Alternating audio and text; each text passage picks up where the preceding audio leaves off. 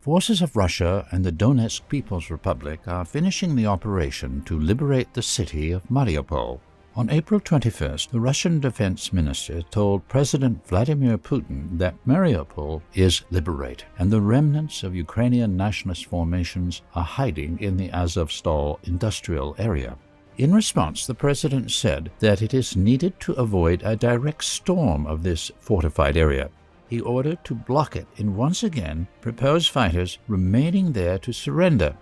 Meanwhile, fighters of the Azov regiment continue their resistance, while servicemen from other units are used as just human shields for the best part of the Ukrainian patriots. Despite this, if an opportunity arises, servicemen of the Ukrainian Army and National Guard surrender. Over 30 fighters surrendered on April 20th alone. The captors report that the Azovs keep other units under control to the point that any movement is forbidden without the consent of a specific Azov fighter supervising them. Families of Azov members are reportedly being held in underground communications and bunkers at Azovstal. Not a single civilian from the territory of Azovstal was released via provided humanitarian corridors.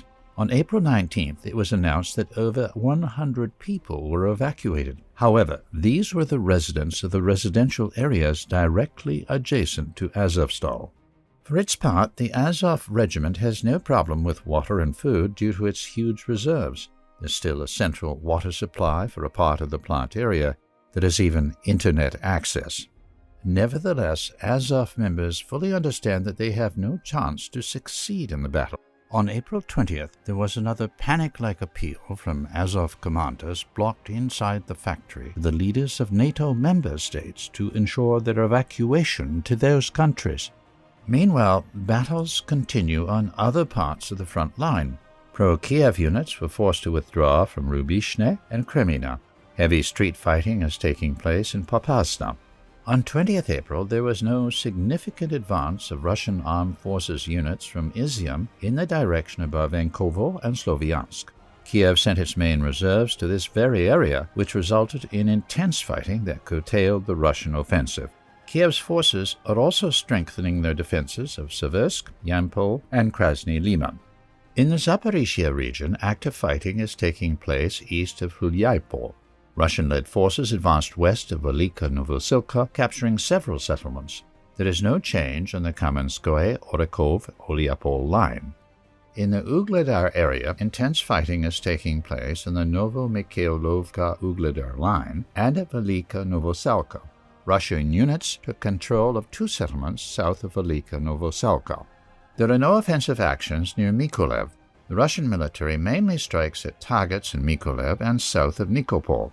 Kiev's forces try to respond with attacks in the direction of Kherson.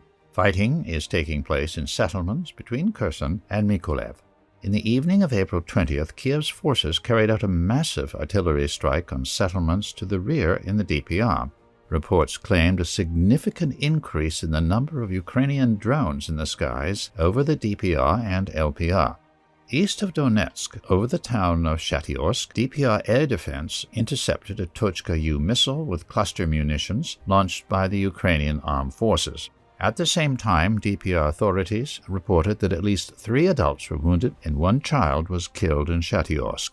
The intensification of shelling of the DPR's rear could be a sign that Kiev's forces are preparing active operations in the region in order to divert Russia and DPR from other areas of operations.